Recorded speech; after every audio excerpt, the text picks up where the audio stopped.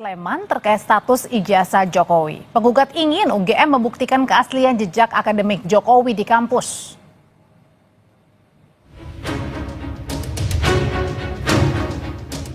Polemik tudingan ijazah palsu milik Presiden ke-7 RI Joko Widodo turut menyeret Universitas Gadjah Mada. Seorang pria di Makassar, Sulawesi Selatan, menggugat 8 orang ke PN Sleman, mulai dari rektor, dekan, hingga dosen pembimbing akademik Jokowi.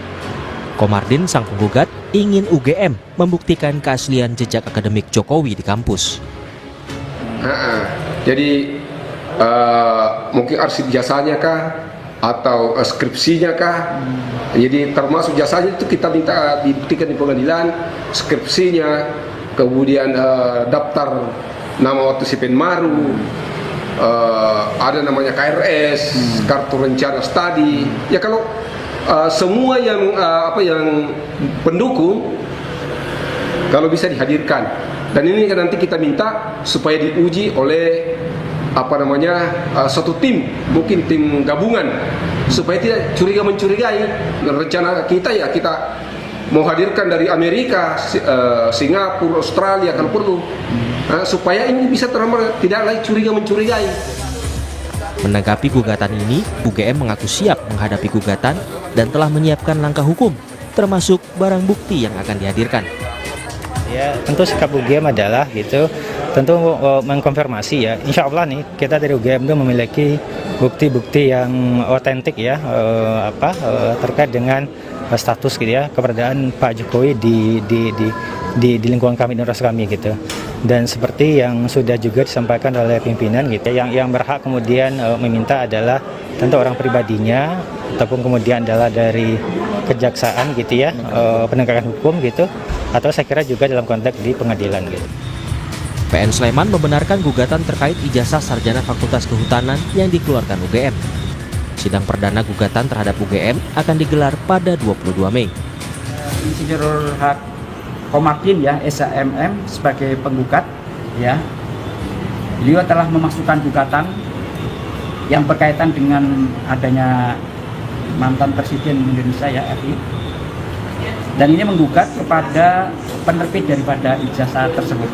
Jadi kalau besok hadir semuanya, insya Allah kita akan memediasi, mencari win-win solution. Apakah yang sebaiknya terhadap penanganan perkara tersebut. Sebelumnya Jokowi menemui Kasmujo, dosen pembimbing akademiknya semasa dulu berkuliah di Fakultas Kehutanan UGM. Jokowi mengaku pergi berkunjung setelah mendengar adanya gugatan terhadap dosennya ini. Saat ditemui di rumahnya di kawasan Pogung Kidul, Melati, Sleman, Rabu siang, Kasmujo mengaku tidak siap jika kelak harus berurusan dengan pengadilan. Tidak siap. Saya menghadapi macam-macam itu saya belum pernah tadi. Saya sudah kontak sama dekan Fakultas Kehutanan, Pak Sigit. Segala sesuatunya terkait Prakas, apakah itu urusan ijazah, atau urusan perdata, atau urusan sebagai wakil untuk memberi penjelasan, semua dari fakultas sudah bilang semua nanti suruh ke sini Pak, nanti kita jawab semua. Makanya saya juga walaupun sudah senior, dekannya masih muda, saya harus ikut. Saat ini, UGM juga tengah digugat di PN Solo dan tengah dalam tahap mediasi. Selain di pengadilan, polemik ijazah palsu Jokowi juga bergulir di kepolisian. Jokowi melaporkan mantan Menpora Roy Suryo ke Polda Metro Jaya atas tuduhan pencemaran nama baik. Tim Liputan, Kompas TV. Lebih lengkap soal gugatan terhadap rektor hingga dosen UGM terkait ijazah Jokowi. Kita bahas malam hari ini bersama Komardin, penggugat rektor ke Pengadilan Negeri Sleman. Kemudian juga bergabung ada Guru Besar Fakultas Hukum Universitas Jenderal Sudirman, Hipnu Nugroho, dan sudah hadir juga Freddy Damanik, Wakil Ketua Umum Projo. Selamat malam Bapak-Bapak semua. Selamat malam. Selamat malam. Saya mau ke pihak penggugat dulu, Pak Komarudin atau Bang Komarudin. Bang Komarudin, Anda adalah seorang advokat. Anda juga dari Makassar, Sulawesi Selatan. Pertanyaannya sebenarnya kenapa ini menggugat UGM terkait dengan ijazah Jokowi? Begini, selamat malam semuanya. Saya melihat di media sosial, di televisi, ini terjadi kegaduhan antara pendukung dan bukan pendukung. Jadi kalau saya sih tidak berpihak kemana-mana, cuma saya melihat efeknya daripada kegaduhan ini terjadi penurunan nilai rupiah terhadap nilai dolar Amerika. Sampai ke situ, Pak Sehingga- Komardin, yang Anda lihat? Ya, Efeknya sampai ke situ, ke penurunan dolar? iya saya melihat ke situ. Iya. Ini kan sudah terjadi kira-kira 2 tahun ini polemik ini. 2 tahun yang lalu itu nilai dolar itu masih 15.500. Sampai gugatan ini saya tulis itu sudah 16.700 sekian. Nah, sementara kalau kita melihat utang Indonesia yang akan dibayar akhir tahun ini adalah saya baca itu 800,33 triliun. Oke, Pak Komardin. Jadi intinya adalah Anda menggugat UGM ini karena sudah resah terkait dengan polemik ijazah Jokowi ini yang kemudian berdampak pada nilai tukar rupiah begitu yang Anda rasakan begitu. Betul sekali, karena ini dampaknya sangat luar biasa ini. Oke, Iya. Pak Komardin, lalu apa sih pokok gugatan terhadap UGM? Kan sekarang ini kan banyak ya dari pihak-pihak yang kemudian memperkarakan kasus tudingan ijazah Jokowi ini tidak hanya di Solo, ada di Jakarta juga, ada di Polres Jakarta Selatan bahkan. Ya, jadi gugatan kita itu karena adanya kegaduhan, makanya kita gugat UGM supaya dapat memperlihatkan dokumen-dokumen yang diminta oleh masyarakat. Karena ini kelihatannya ada keterus-terangan. Jadi saya berdasarkan Undang-Undang Nomor 14 tahun 2008 pasal 4 ayat 4. Ya, di mana saya melihat ada sekelompok masyarakat yang ke UGM tapi katanya tidak diperlihatkan dokumen-dokumen yang ada. Andai kata diperlihatkan kan selesai masalah. Jadi seakan-akan ada tidak dibuka secara terang benderang. Oke. Ya mestinya dibuka dibuka seterang lebih terang daripada cahaya supaya tidak ada lagi curiga mencurigai. Artinya di sini pihak UGM diminta untuk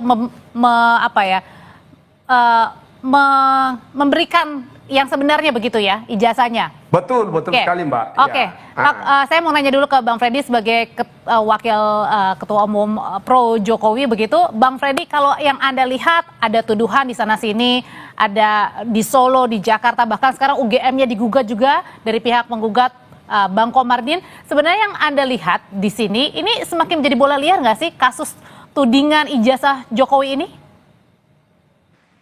Saya nggak tahu bahasa tepatnya ini apa kalau udah begini. Karena udah sampai di Makassar menggugat, apalagi saya dengar tadi dengan segala hormat dari Pak Komarudin ini, dalil yang disampaikannya dihubungkan dengan rupiah. Ya saya juga bingung, mau menjawab ini. Kenapa bingungnya, Bang? Ya saya nggak tahu ini hubungannya dengan rupiah apa, tapi apapun itu ya. Terserah siapa saja warga negara bisa melakukan perbuatan hukum ya, termasuk melakukan gugatan kepada Pak Jokowi, kepada UGM. Tetapi hukum kita juga mengatur dasar-dasarnya ya. Beliau ini advokat, beliau juga tahu kalau perdata itu 1365 ya. Yang merasa dirugikan boleh menggugat, silakan. Yang merasa dirugikan silakan, dalilnya buktikan dalilnya ya, prinsipnya. Tetapi ada juga putusan di Mahkamah Agung atau jurisprudensi mengatakan bahwa ya pihak yang dirugikan langsung lah yang berhak melakukan gugatan perdata ya.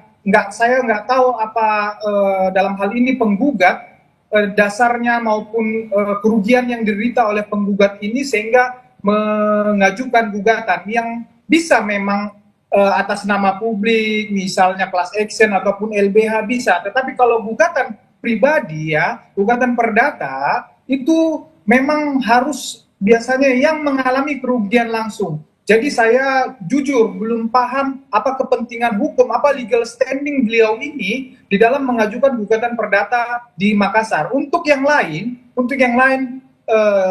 pidana misalnya yang di Jakarta, ya di Solo atau perdata di Solo, yang perdata di Solo juga prinsipnya sama ya, silakan. Tetapi kembali lagi harus mempunyai. Jadi alasannya nggak kuat nih. Kalau saya melihat sepintas, jujur saya belum melihat secara langsung materi gugatan ini, fundamentalnya, dasarnya saya belum melihat. Tetapi kalau dari yang disampaikan beliau ini, itu saya lihat pertama legal standing beliau tidak ada. Yang kedua, beliau tidak mengalami kerugian secara langsung. Jadi kemudian yang ketiga, dasarnya itu dihubungkan langsung dengan apa tadi itu rupiah. Saya belum sampai sekarang belum mendengar dari pengamat manapun hubungan rupiah dengan ijazah Jokowi ini. Jadi menurut saya gugatan ini dengan segala hormat ya mungkin tidak diterima atau ditolak oleh pengadilan perdata di Makassar. Bang Freddy, Bang Komardin, ada yang ingin dikoreksi atau ingin disampaikan tadi soal katanya gugatannya ini dasarnya nggak jelas? Ya saya kira nanti kita buktikan di pengadilan. Saya kira gugatannya jelas sekali bahwa kita hanya ingin supaya UGM itu membuktikan ada tidaknya supaya masyarakat ini tidak gaduh. Iya, ya seperti itu. Nah, jika UGM tidak mampu membuktikan atau dia tidak menghadirkan dokumen-dokumen yang kita minta, ya disitulah kita menggugat secara negara mengalami kerugian material, makanya kita tuntut 69 triliun kepada UGM. Oh, ada gugatan seperti itu. Oke, untuk kemudian secara material juga senilai berapa tadi, Pak? 69 triliun lebih. 61 triliun rupiah lebih atas dasar?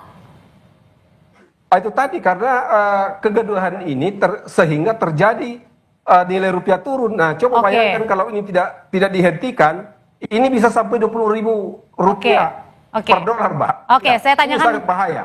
Tanyakan hal ini kepada Prof. Ibnu. Prof. Ibnu, sebenarnya tadi dasar-dasar yang diutarakan dari Pak Komardin sebagai penggugat ini cukup kuat nggak sih untuk menggugat UGM nih terkait tudingan ijazah palsu untuk membuktikan atau tudingan ijazah Jokowi maksudnya?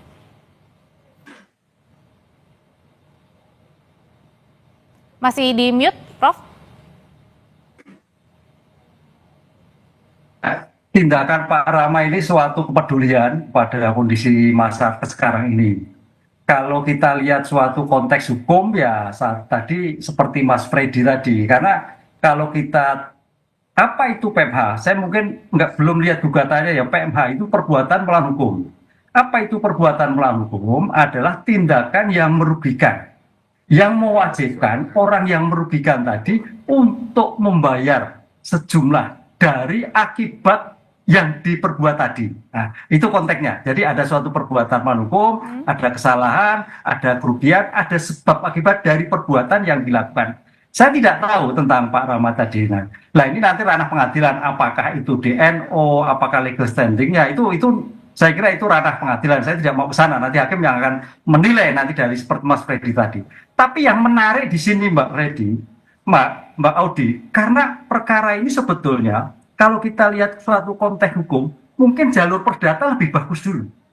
Entah siapapun yang mengajukan, terutama pihak yang dirugikan. Karena di sini akan melihat sebetulnya kalau kita lihat suatu dalam istilah hukum itu mungkin kita meminjam istilah prejudicial guessing.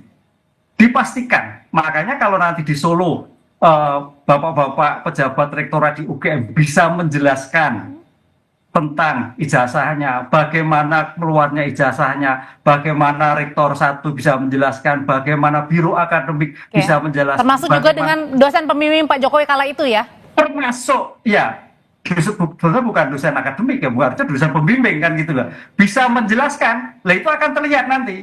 Dilihat lagi juga diminta keaslian daripada ijazahnya, mungkin ini betul, seandainya seperti itu loh ya, berarti perkara tidak berlarut-larut. Ini kan yang dilakukan, sehingga dampak dari putusan perdata ini akan menjadikan dasar perkara pidana. Gitu Mbak.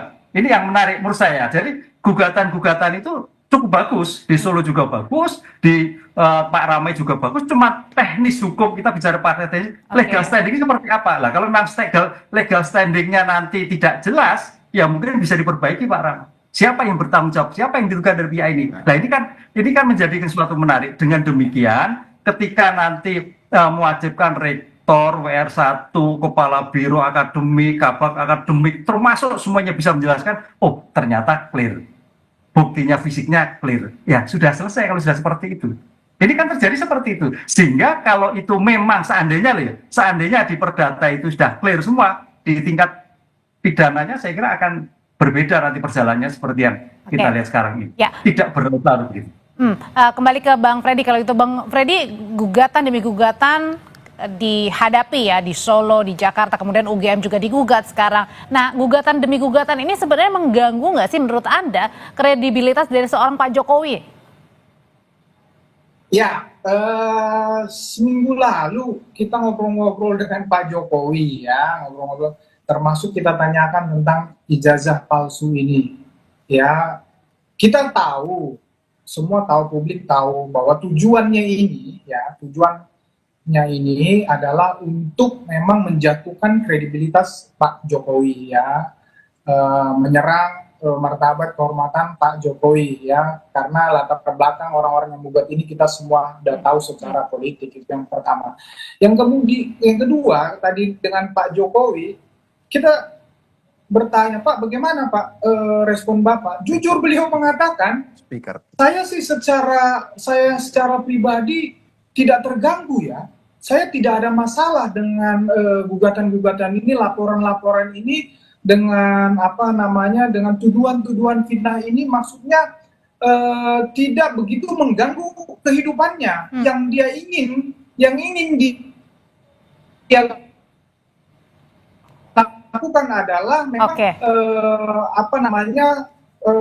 yang laporan polisi itu mengembalikan kehormatannya, karena ini sudah terus-menerus dibangun sehingga banyak orang yang percaya, sehingga harus hukum yang menjawab ini, nama baik beliau harus dibersihkan dari fitnah-fitnah ini. Tetapi secara pribadi, kehidupannya secara pribadi tidak terganggu. Itu beliau sampaikan. Nah, saya tanyain hal itu ke Pak Komardin. Bang Komardin, sebagai pihak penggugat, apakah benar alasan Anda menggugat ini karena tadi salah satunya ingin mengusik kredibilitasnya seorang Pak Jokowi ini? Sebenarnya saya tidak ada menyangkut masalah Jokowi, bukan Jokowi yang saya gugat, bukan. Ya, justru kita mau meluruskan ini masalah. Kalau misalnya memang dokumennya lengkap di UPBK, selesai masalah. Iya. Jadi bukan Jokowi yang saya gugat, tapi UGM-nya harus ngomong ya secara terbuka. Karena orang-orang yang sekelompok masyarakat yang mengunjungi UGM katanya tidak diberikan data-data yang ingin dilihat begitu. Oke, kalau gitu Bang Freddy, kenapa tadi katanya ingin dilihat begitu, ingin UGM yang menjelaskan? Kalau begitu pertanyaannya, apakah dengan mudah menurut Bang Freddy sendiri ketika ijazah sudah diperlihatkan, maka masalahnya menjadi sudah selesai?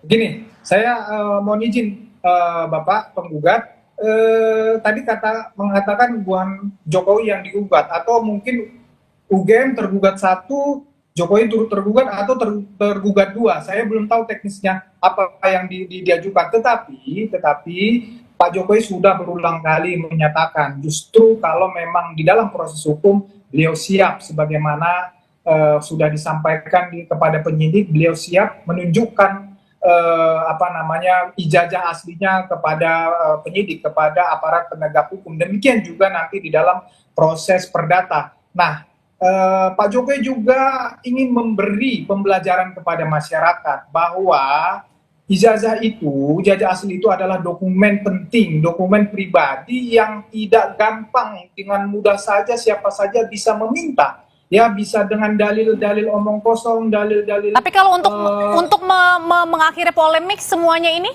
Bang?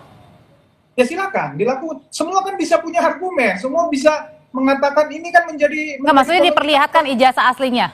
Pak Jokowi? Pasti kan Pak Jokowi udah janji akan perlihatkan, udah diperlihatkan di penyidik, tetapi di publik ya biar jangan ada lagi yang seperti ini, janganlah gampang-gampang.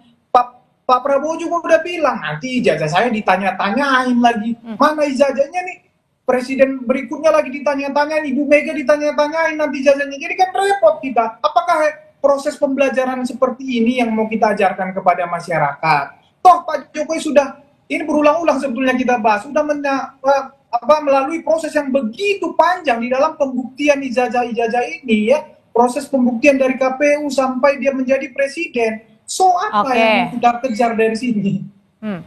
Ya, Prof, kalau gitu Prof Hipnu, polemik ijazah ini terus bergulir ya, sudah beberapa lama begitu, tidak hanya Pak Jokowi tapi sekarang UGM juga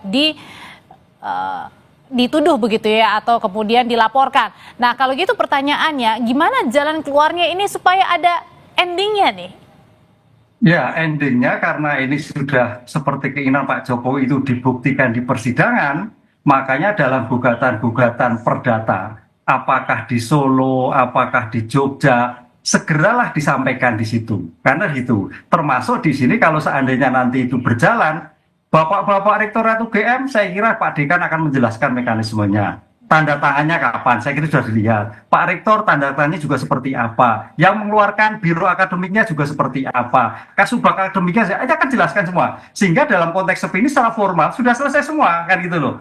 Cuman pertanyaannya kan secara material dokumennya kan diperlihatkan lah. Itulah saya kira nanti diperlihatkan oleh pihak-pihak yang ada di pengadilan. Tadi Pak Presiden kata di pengadilan, baik pengadilan perdata maupun pidana.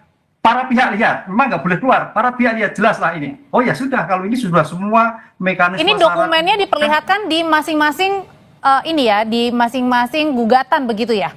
Ya, di Solo, di Jakarta, termasuk di persidangan. Di situ, Mbak. Iya, syarat formal teman-teman UGM sudah menjelaskan semua. Sekarang syarat materialnya, ini loh dokumennya. Oh ya, dulu saya sudah tanda tangan ini, nomornya ini jelas, clear. Oh ternyata tidak lah, itu jadi masalah. Kan gitu loh. Disinilah saya kira memang harus saling support di dalam bukti ya, bukti untuk mempercepat penyelesaian suatu perkara. Karena sebetulnya masalah gampang, tidak bertele-tele, sehingga tidak saling gugat-gugat seperti ini. Wong ini kan suatu ijazah dikeluarkan oleh lembaga UGM lagi, saya kira sudah tertib bagaimana seperti apanya, bagaimana tentang pejabatnya ketika itu, tanda tangannya dan semuanya resmi seperti apalah. Kecuali memang dalam konteks hukum itu kan sesuatu dianggap benar, kecuali dibuktikan sebaliknya. Nah sekarang bagaimana untuk membuktikan sebaliknya itu harus betul-betul bahwa ini adalah benar atau ini tidak begitu. Oke, kalau tadi dari gugatannya Pak Bang Komardin adalah juga berupa material ya, tadi 61T ya kalau nggak salah ya Pak Bang Komardin ya? 69. 69, nah itu berdasar nggak tuh Prof? Ya, agak sulit ya nanti ya, itu domain majelis karena kalau kerugian itu memang hitungannya memang apalagi kalau kerugian perdata kan paling tidak bisa ada asas kepatutan, atas kepantasan. Nah kepatutan agak sulit, saya kira itu domain pengadilan Mbak, nanti saya nggak bisa mencampur sampai ke sana itu.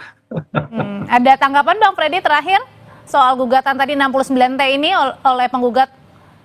Ya, kembali lagi ya, setiap warga negara bebas mengajukan gugatan ke pengadilan, tetapi ada dasar-dasarnya, ada legal standingnya, ada kerugian dialaminya, kemudian tuntutannya 69T itu juga harus dihubungkan dengan materi gugatan. Itu akan harus dibuktikan, kerugiannya itu 69T itu jalannya bagaimana, ceritanya bagaimana, apa hubungannya dengan penggugat dalam hal ini. Itu penggugat mengalami kerugian 69T, bagaimana ceritanya, kan begitu. Jadi memang mohon maaf dengan segala hormat, ya gugatan ini sangat tidak berdasar dan kita harus memberi pembelajaran kepada publik tanpa saya kebetulan orang hukum, saya paham. Jadi saya paham kenapa saya bilang gugatan ini tidak berdasar. Mungkin Prof agak enggan dia, ya, tapi memang pada saatnya memang pengadilan akan memutuskan ini. Ya, demikian. Terima kasih. Oke, untuk mengakhiri polemik yang ada ya. Terima kasih kalau gitu Bang Freddy, Prof Hipnu, terima kasih juga Bang Komardin.